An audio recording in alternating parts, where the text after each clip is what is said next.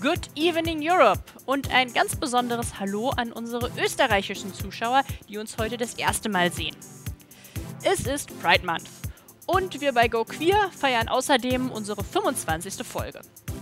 Es ist viel passiert seit unserer letzten Sendung und ein paar Ausschnitte davon haben wir euch schon mal vorbereitet.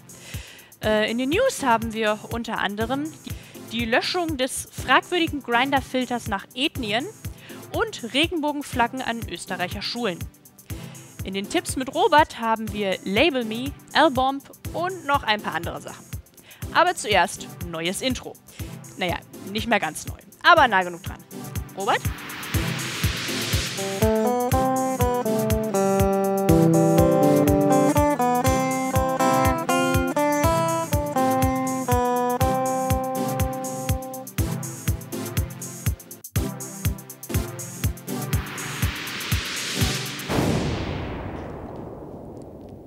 Neu und fancy. Danke, Robert. Aber wir haben einen Zeitplan einzuhalten und deswegen geht es jetzt auch schon schnell weiter mit den News. SpongeBob ist queer. Also das lässt sich zumindest von einem Tweet vom offiziellen Nickelodeon Twitter-Account ableiten. Neben einer schriftlichen Solidaritätsbekundung gegenüber der queeren Community hat der besagte Post auch Charaktere im Regenbogen-Look gezeigt. Die bisexuelle Cora aus Legende von Korra, den Transmann Schwarz-Schwarz aus Henry Danger und eben den bisher unbestätigt queeren SpongeBob. Die Diskussion um SpongeBobs sexuelle Orientierung läuft bereits seit einer Weile, nämlich schon seit einer Folge aus 2002, in der er mit Patrick eine Babymuschel adoptiert. Es ist eben SpongeBob. Damals dementierte der Serienautor Hillenburg allerdings dann noch, dass SpongeBob überhaupt eine sexuelle Orientierung habe. Wenn man sich die Medienlandschaft anschaut, steht überall, SpongeBob ist jetzt schwul. Tatsächlich aber ist er nur mit Regenbogenfarben dargestellt und im Zusammenhang der LGBTQ+-Community genannt worden. Das heißt, das macht ihn ja nicht automatisch direkt schwul, einfach nur queer nämlich. Beispielsweise spielt er ja auch Asexualität mit rein, die ihm ja auch schon mal zugesprochen wurde.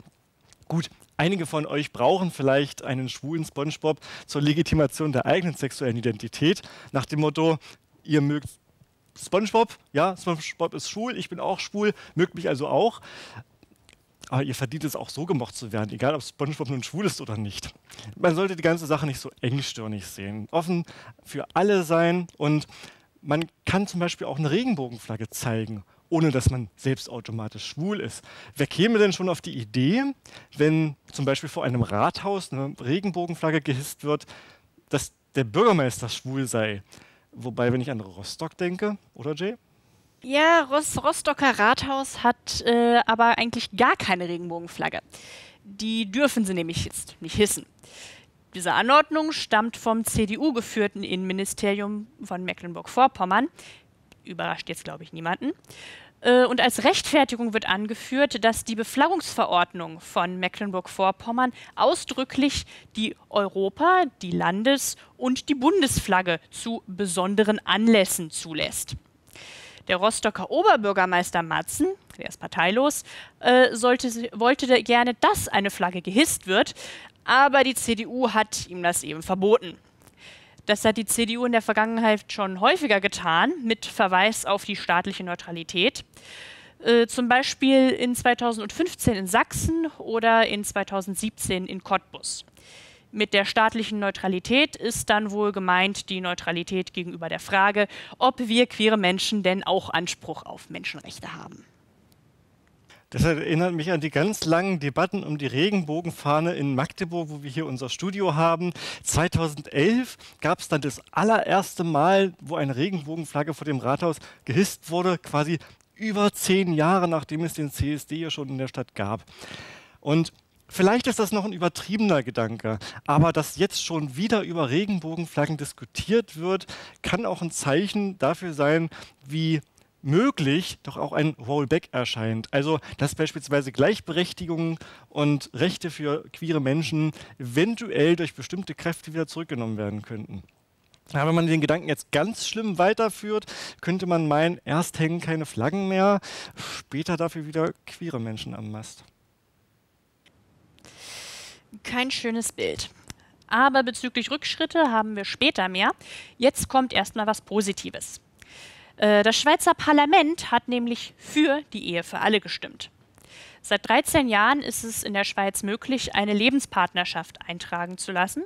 Und jetzt ging es in dieser Abstimmung spezifisch nicht nur um eine Gleichstellung von Lebenspartnerschaften mit der Ehe, sondern auch um Reformen im Abstammungs- und Adoptivrecht sowie Zugang zu Samenspenden für gleichgeschlechtliche Paare.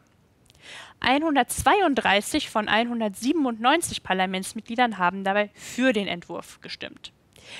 Allerdings muss man jetzt sagen, dass jetzt erst noch der Ständerat abstimmen muss und im Endeffekt wird dann ein Referendum entscheiden, ob das alles tatsächlich so kommt. Vor dem nächsten Jahr ist also mit keinem endgültigen Ergebnis zu rechnen. Kontrovers ist vor allem die Frage der Samenspende, allerdings nicht nur beschränkt auf den Zugang für gleichgeschlechtliche Paare. Wir sagen trotzdem schon mal Glückwunsch an unsere queeren Geschwister in der Schweiz. Immerhin kommt die Samenspende dort mit dem Gesetz, wenn das denn angenommen wird. Und damit sind auch Adoptionsfragen in der Schweiz dann sogar besser geregelt als in Deutschland, wo es ja doch ganz viele Hürden gibt. Ja, gerade auch für lesbische Frauen ist dort die Lage ziemlich kritisch noch. Ziemlich skurril ist das Argument der Schweizerischen Volkspartei, die da sagt, so eine Eheöffnung bedeutet die Diskriminierung von Kindern. Natürlich, ich würde mich total diskriminiert fühlen, wenn ich plötzlich, wie jede andere Familie auch, 2 Eltern haben könnte. Nee, also nach der gleichen Logik könnte man ja auch sagen, wenn man Frauen heutzutage endlich die gleichen Gehälter zahlen würde wie Männern, würde das alle Männer diskriminieren. Was ist denn das für eine Logik? Aufwachen. Ja, Diskriminierung bedeutet Benachteiligung. Und wenn man Benachteiligung quasi aufhebt, heißt das ja nicht, dass man die andere Seite damit automatisch diskriminiert. Ja, manchen Leuten fehlt noch etwas das Verständnis, dass Rechte eben kein Kuchen sind und bloß weil eine Gruppe mehr kriegt, das nicht heißt, dass der Rest jetzt plötzlich weniger hat. Aber wir bleiben jetzt erst nochmal in der Schweiz, denn der Schweizer Ständerat hat jetzt für eine Vereinfachung der Geschlechtseintragsänderung gestimmt. Die Änderung des Geschlechtseintrags ist aktuell ein langer, teurer und bürokratischer Prozess, wie eben auch hier in Deutschland. Jetzt wurden Änderungen beschlossen, die aber leider nicht durchgängig positiv sind. Aber zuerst mal das Gute. In Zukunft soll es reichen, eine Erklärung vor dem Standesamt abzugeben, um eben in den Ausweisdokumenten den Geschlechtseintrag ändern zu lassen. Negativ ist leider, dass Minderjährige in Zukunft das nur noch mit Zustimmung ihrer Erziehungsberechtigten vornehmen lassen können. Ich denke, ich muss nicht erklären, dass sich die Situation für minderjährige Transpersonen in wenig unterstützenden Familiensituationen dadurch ziemlich verschlechtert. Außerdem gibt es in der Schweiz keine dritte Option und auch keine Möglichkeit, den Geschlechtseintrag komplett löschen zu lassen. Da ist die Schweiz aber immerhin wieder Deutschland ein Stückchen voraus. In Deutschland gab es kürzlich eine Demo für ein Selbstbestimmungsgesetz. Die Grünen haben dort nämlich eins jetzt vorgeschlagen, das das Transsexuellengesetz ersetzen soll. Denn dieses Transsexuellengesetz aus den 80er Jahren ist noch viel zu umständlich geregelt und bringt so viele Hürden mit sich und so viele Regelungen, Gutachten, die dort die Menschen durchlaufen müssen. Ja, und so richtig Inter- und Non-Binary-Menschen werden in dem Gesetz auch nicht mitgedacht. Also da muss auch in Deutschland was passieren. Da ist die einfache Regelung der Schweiz definitiv zu begrüßen. Ja, wie ich eben schon gesagt habe zum Thema Rückschritte, der Bundesgerichtshof, der hat jetzt den Eintrag des dritten Geschlechtes auf Ausweisdokumenten rein auf Intersexuelle beschränkt. Seit 2018 gab es ja erstmal etwas Erleichterung für nichtbinäre, transidente und intersexuelle Menschen, denn der Geschlechtsantrag konnte seitdem nicht nur gelöscht, sondern auch auf divers geändert werden. Jetzt kam allerdings der Rückschlag, denn der Bundesgerichtshof hat eben beschlossen, dass diese Regelung nur für Interpersonen gilt, die ein entsprechendes ärztliches Attest vorlegen. Nichtbinäre Menschen, für die soll weiterhin das TSG, also das Transsexuellengesetz, gelten, das neben Zwangstherapie übrigens auch 2 Gutachten von sogenannten Sachverständigen fordert. Das Gesetz aus den 80ern steht schon länger in der Kritik, einfach weil es nicht mehr zeitgemäß ist. Nicht nur Einzelpersonen haben sich jetzt kritisch gegenüber dieser Entscheidung geäußert, sondern auch Organisationen wie zum Beispiel der LSVD haben sich zu Wort gemeldet. Immerhin, am 19. Juni hat die Debatte begonnen über Anträge der Grünen, der Linken und der FDP, die eben das Transsexuellengesetz komplett aufheben wollen und mit einem auf Selbstbestimmung bauenden Gesetz ersetzen sollen. Jetzt fassen wir das mal ganz logisch zusammen. Einerseits ist es akzeptiert, dass es nicht nur männlich oder weiblich gibt. Deshalb haben wir auch den dritten Eintrag divers. Ja, das ist also jetzt gesellschaftlich und rechtlich akzeptiert, abgehakt. Zweitens ist es akzeptiert, ja, dass man eventuell auch bei der Geburt falsch zugeordnet wurde und es möglich sein muss, auch das Geschlecht ändern zu lassen. Weil beispielsweise nicht alle geschlechtlichen Merkmale auch eindeutig so übereinstimmen. Und das ist ja ausschlaggebend, was man quasi fühlt, also wer man wirklich intern ist und nicht nur, wie man aussieht vielleicht. Das ist auch akzeptiert, deshalb gibt es ja ein Transsexuellengesetz. Und jetzt soll man nicht von weiblich oder von männlich auf divers wechseln können oder nicht von divers wieder woanders. Also warum ist dann nur noch ein Wechsel zwischen männlich und weiblich möglich und nichts anderes mehr? Warum unterscheidet die Gesetzgebung überhaupt noch so stark zwischen trans und inter, wenn es eigentlich beides die eine Geschlechtswahrnehmung betrifft? Das ist, also jeder Mathematiker wird doch hier 1 und 1 zusammenzählen und sagen, mach das doch für alle. Ein etwas kurioser Fall aus Wien. Da sind 3 Angeklagte, wo sich die Frage stellt, sind sie Diebe oder einfach schwul? Ihnen wird nämlich vorgeworfen, dass sie aus Rumänien nach Österreich eingereist sind, spezifisch um in Luxus-Fitnessstudios Spinde aufzubrechen und teure Uhren zu klauen.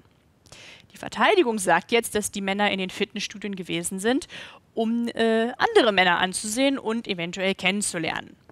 Die Staatsanwaltschaft hält dagegen, dass Fitnessstudios für sowas ein unwahrscheinlicher Ort wären und verweist auf andere Etablissements wie Bars und Clubs, die sich auf schwule Klientele spezialisieren. Es bleibt jetzt abzuwarten, wie das Urteil ausfällt, denn es fehlen belastende DNA-Spuren. Bei einem Schuldspruch drohen den Angeklagten allerdings bis zu 3 Jahre Haft. Dieser Fall ist eigentlich ein gefundenes Fressen wieder für die Medien, weil die können ihrerseits auch wieder schön in die Klischeekisten greifen und mal gucken oder die Implikationen auf die Leute rauswerfen, schauen, wie die so reagieren. Denn worauf zieht das Ganze eigentlich ab, wenn man es jetzt in die Masse trägt? Man wird verleitet, wenn man so einen Artikel liest, jetzt gleich wieder Klischees zu Ausländern rauszuholen, in dem Fall sind es Rumänen, auch Klischees zu Schwulen herauszuholen und dann zu gucken, naja, welche Klischees wirken jetzt stärker und wer ist jetzt welcher Meinung. Fakt ist tatsächlich, in dem Fall muss das Gericht klären, was tatsächlich vorgefallen ist. Alles andere sind wirklich nur Vermutungen, Glaskugel lesen, das bringt einem nichts weiter. Man könnte höchstens über den Zusammenhang schmunzeln, wie man jetzt Schwulsein mit Rolex-Klau in Verbindung bringt. Und ich frage mich unterdessen, oder ich frage euch, bin ich vielleicht nur hier, um Sendung zu machen? Oder bin ich tatsächlich hier, um eure Herzen zu stehlen? Auch unsere nächste News kommt aus Österreich. Um genau zu sein, geht es dabei um das Wiener Schülerprojekt Flag Included. Koordinator und Gründer Michael Kudler will damit Sichtbarkeit und Akzeptanz von LSBTI-Schülern an österreichischen Schulen fördern. Das spendenbasierte Projekt stellt Schulen kostenlos Pakete mit Informations- und Lehrmaterial zur Verfügung. Und auch dabei ist eine Regenbogenfahne, die an den Schulen aufgehängt werden soll. In Zukunft sind auch Workshops und Fortbildungen, die über das Projekt organisiert werden könnten, in Planung. Und bisher nehmen sogar schon 24 Schulen aus 3 Bundesländern in Österreich teil. Kudler hatte ja gesagt, so eine Regenbogenflagge an der Schule hätte ihm damals schon auch viel, viel bedeutet, auch wenn sie tatsächlich gar nicht gehangen hat. Und ich bin mir sicher, das bedeutet wirklich auch vielen anderen Menschen etwas. Also mir geht es beispielsweise genauso. Gut, die Flagge allein lässt natürlich Diskriminierung auf den Schulhöfen nicht einfach verschwinden. Aber sie zeigt, du bist nicht allein, hier gibt es auch Unterstützung und vor allen Dingen Verständnis. Also ein gutes Projekt, das man vielleicht auch nach Deutschland holen könnte. Moment, jetzt müssten wir vielleicht in die Flaggenverordnung für deutsche Schulen gucken, auf in den nächsten 10 Jahres Flaggenkampf. Ein deutscherer Satz wurde noch nie gesprochen. Und eine positive Nachricht noch zum Abschluss. Grindr hat den durchaus fragwürdigen Ethnienfilter gelöscht. Bisher war es so, dass in der kostenpflichtigen Deluxe-Version der Dating-App für schwule und bisexuelle Männer ein Ethnienfilter zur Verfügung stand.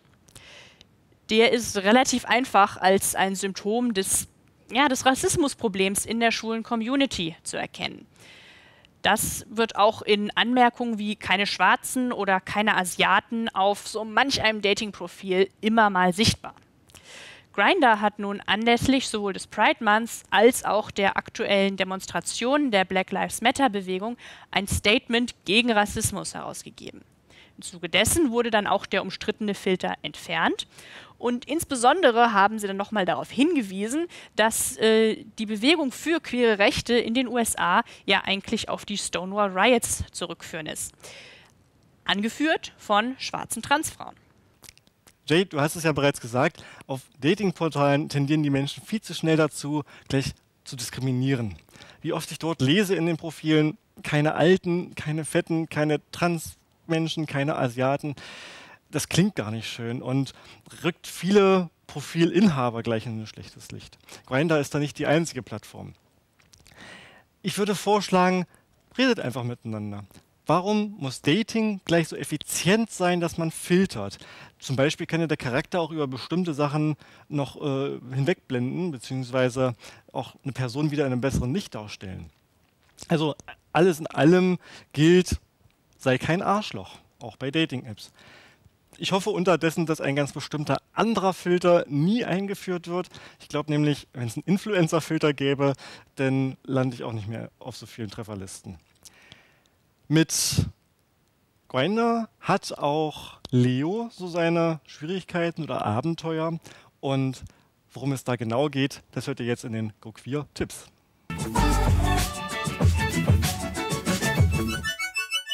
Was machst du, wenn du deine Traumperson auf einer Online-Plattform kennenlernst?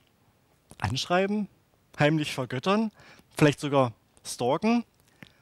Also in dem Film Bathroom Stalls and Parking Lots ist fast schon Letzteres der Fall. Hier macht sich Leo nämlich mit seinen Freunden Donny und Hunter auf die Suche nach seinem Traumtypen von Grindr, nämlich Tota. Die drei haben sich vorgenommen, durch jede Bar in San Francisco zu ziehen, um zufällig auf diese Person zu treffen. So lernt man als Zuschauer auch ganz nebenbei die Clublandschaft in San Francisco kennen, aber nicht nur die, wie der Titel zu Deutsch übersetzt Toilettenkabinen und Parkplätze verrät. Ob sie Tota finden? Keine Ahnung. Ob dabei viel anderes Aufregendes passiert? Schaut es euch mal an. Der Film ist auf DVD draußen und auf den Videoplattformen.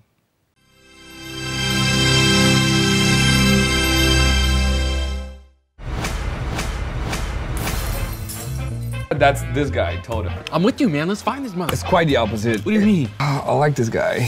All right, well, what's the plan? We'll hit every single bar we have to. Back there, right where we were madly in love. Back there.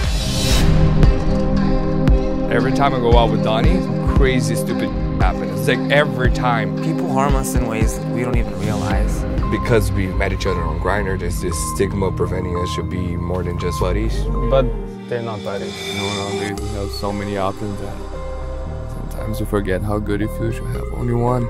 You gotta let him know how you feel. Let's go find him right now. I picked up an accent. Where are you from? Brazilians are the worst. We didn't do anything. I have a medical condition.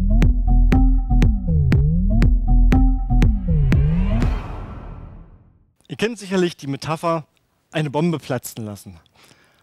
Das passiert auch bei Liebesgeständnissen, wenn man dann durch ein Wort, in dem Fall halt Liebe, die sogenannte Bombe platzen lässt.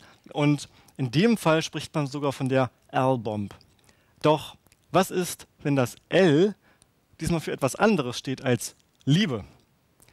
Im gleichnamigen Film L-Bomb sind Lauren und Haley glücklich verliebt. Aber ein Outing von Lauren bei ihrer Familie fehlt noch. Dumm nur, dass diese ihren Mitbewohner Austin für ihren festen Freund hält und diesen unbedingt kennenlernen will. Noch dummer läuft es, dass auch gerade der beim Thanksgiving-Fest der Familie auftaucht, auf den sich Lauren eigentlich outen wollte. Nun folgen zahlreiche Gags und Verwechslungen, die man aus anderen Familienkomödien und Familienfestkomödien kennt.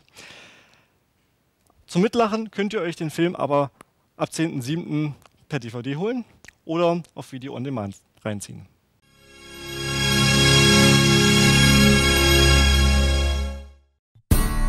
I like you in an apron. Don't get used to it. Ladies, are we interrupting something? Oh, hey, Mrs. Epperson. no. Yeah. When are we meeting the boyfriend? Soon. I don't like surprises. Surprise! I'm not a boyfriend. Lauren's walking? Why would she walk?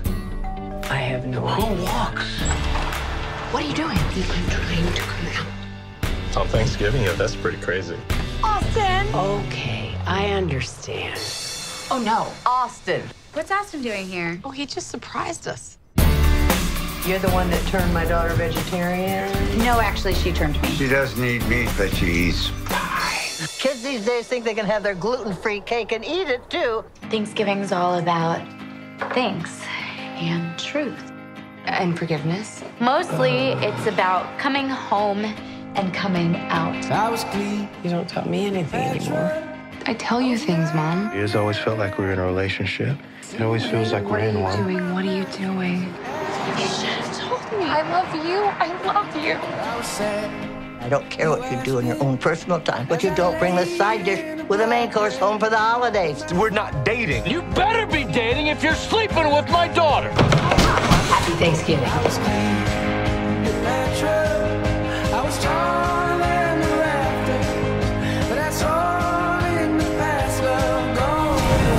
Get the turkey! Wait, you gotta make it go away! I'm trying to come out of the closet here, people! Well, does this mean there's no dessert? Der Aufhänger, dass sich ein Escort und ein Freier mit der Zeit ineinander verlieben, ist nicht neu. Dennoch ist es interessant, wenn zwischen den beiden kulturelle Unterschiede eine Rolle spielen. Ihr könnt euch sicher denken, dass diese Unterschiede so einige Herausforderungen mit sich bringen. Schauen wir uns also die Herausforderungen zwischen Wassim und Lars an. Wassim ist aus Syrien nach Deutschland geflüchtet und hält sich mit dem Anbieten sexueller Dienste über Wasser. Lars wohnt in einem Loft und kann sich solche Dienste finanziell scheinbar gut leisten. Das Miteinander der beiden beginnt mit klaren Regeln. Kein Küssen, nur Analsex. Wassim versucht so, den Broterwerb mit seiner Kultur und seiner Heterosexualität zu vereinbaren. Jeder der beiden versucht derweil, den anderen zu dominieren, sich noch von der fremden Kultur abzugrenzen. So sagt Wassim einmal: "What's wrong with you people? Was ist falsch mit euch?", als er ein etwas komisches Kinderbuch gezeigt bekommt. Doch die beiden sehnen sich nach Nähe und können das nicht mehr lange voreinander verbergen. Die Fassaden bröckeln. Das wirkt sich für Wassim leider schlecht in seiner Unterkunft aus, in der er sich gegenüber den anderen beweisen muss. Und da hat man als Schwuchtel leider keine gute Stellung.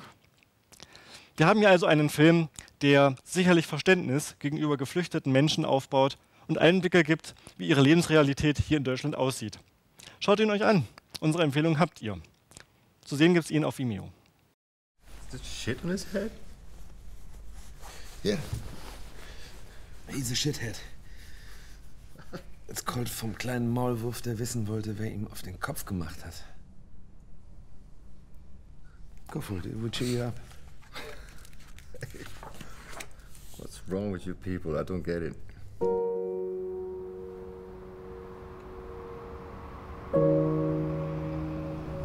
What's your name? Wassim. Lars. Hi. Hey. Okay, listen. Here are the rules. I fuck you as long as you can take it. You come, I get my money, I leave.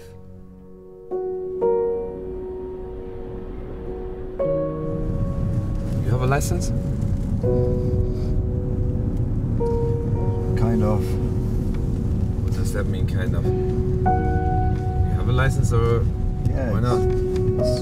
I gave myself a license. You give yourself a license? Okay.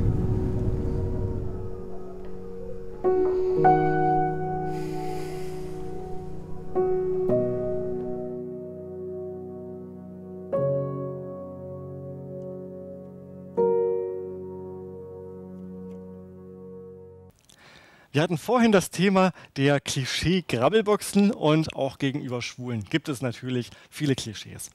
Eines ist, dass Schwule einen besonders ausgeprägten Modegeschmack haben und man sich ihr queeres Auge doch gern für Rat zunutze macht. Die gleichnamige Lifestyle-Serie Queer Eye macht sich das zunutze. Hier gibt es nicht nur Einrichtungstipps und Stilberatung, sondern auch Beziehungsratgeber für zum Beispiel Feuerwehrmänner, Handwerker, werdende Eltern, einer Lehrerin oder, wie in der nun erscheinenden 5. Staffel, einem homosexuellen Pfarrer, einer Hundefriseurin, einem Brautvater, einem ehemals obdachlosen Autor, einer Generation Z-Aktivistin, einem alleinstehenden DJ. Wann waren die denn bei mir? Egal. Einer hingebungsvollen und besorgten Mutter, einem Fischhändler, einer Kinderärztin und einem Fitnesstrainer. Die Staffel hat insgesamt 10 Folgen, die jeweils ca. 45 Minuten lang sind und ihr könnt sie euch auf Netflix angucken. Ja, und das waren dann die Tipps, vorgestellt von Robert. Vielen Dank. Und wer uns regelmäßig zuschaut, also nicht unbedingt aus Österreich ist, der weiß, was jetzt kommt, nämlich die Abmoderation. Ja, wir sind am Ende der Juni-Ausgabe angekommen. Es ist eben sehr viel passiert seit der letzten Sendung. Alles konnten wir nicht ansprechen, aber ich denke, wir hatten eine ganz gute Auswahl. Wir wünschen euch einen frohen Pride Month. Feiert schön, aber verantwortungsbewusst. Wir haben immer noch Pandemie. Und wir sehen euch dann hoffentlich im Juli wieder. Bis dann und Hände waschen nicht vergessen.